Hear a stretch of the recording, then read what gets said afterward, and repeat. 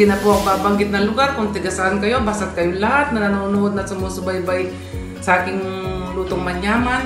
Kumusta po kayo lahat? Narito po tayo ulit sa Lutong Manyaman para i-share ko sa inyo kung paano ako magluto ng laksa, yung pusong may gata po.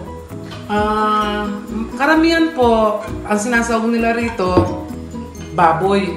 Pero po ako, minsan alternate, minsan baboy, minsan hipon. Ito po ang sasag ko ngayon, yung pong ipon na tutok po, ay ipon po na wala ng balat.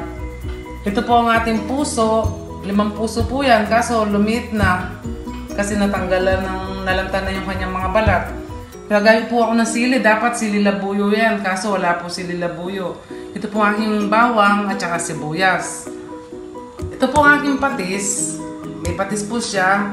Siyempre, suka. At ito lang po ang aking gagamitin. Paborito ko pong ginagamit ito kapag ako naglulutong may gata. Yung Maggi coconut milk po powder.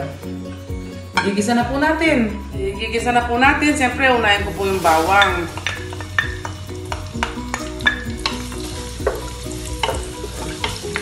Pag po nangamoy na yung bawang, ilalagay ko na po yung sibuyas.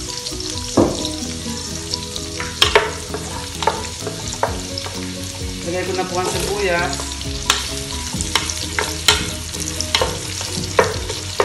Ito po, lagay na natin itong hipon. Ayan po ang ating pansaw ngayon. Wala na pong balat yan. Para di nakakatakot sa high blood.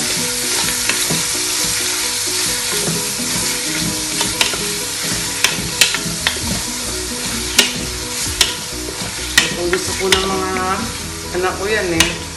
Sa amin po kasi sa Rizal, napakahilig sa gata ng mga tao roon.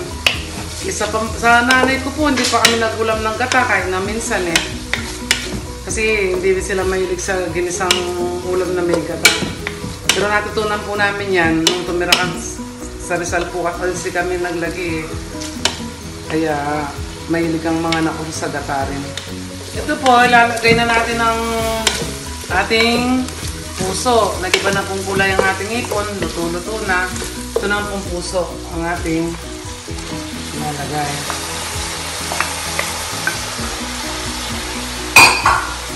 Haluin po natin para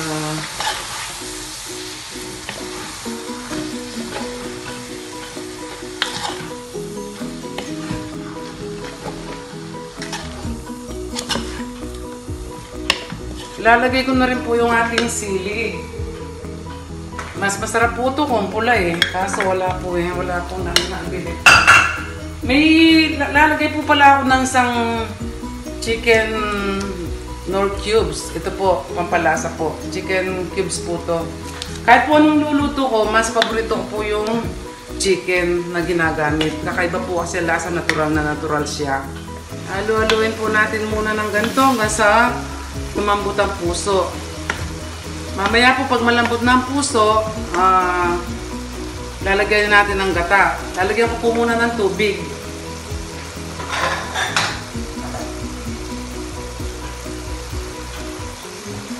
Ganito lang po siya. Wala pa pong kalahating baso. Takpan po natin ulit. Isang kulo na lang po. Lalagyan na natin yung gata. Ito po, malambot na po ang ating puso. Hindi na po katulad ng puso sa atin ito. Sa atin matigas ang puso, lalo na po yung pusong malalaki. Ito po malambot ang puso galing sa Sri Lanka. Lalagay ko na po ang patis. 3 kutsara po ito. Conforme po sa inyo. Kung matabang, kayo na pong balang magdagdag. Yun po ang ating patis.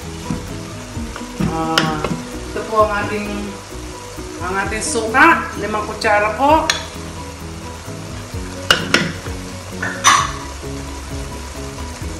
Mamaya-maya po natin haluin. Pinanong muna natin yung suka. Ngayon, lalagay na po yung ating gata. 150 gram po itong gatang nasa kahon na to. Powder po siya. Inanuhan ko lang po ng tubig. Kaya po, ilalagay na natin. Parang natural din po itong maging ito. Kaya paborito ko siyang gamitin kaysa dun sa ibang produktong nasa lata. Kalabnaw po yun eh. Ito, malapot po siya, manamis-namis. Sandali-sandali na lang po, luto na. Patutuyan na lang po natin ng konti para mas masarap siya kapag konti na lang yung nagmamantika na lang sa yung kata niya. Sandali-sandali na lang po. So na po, tuyo na. Nagmamantika na po siya. Pwede na po natin siyang anguin sa kaserola niya. Kakain na po tayo.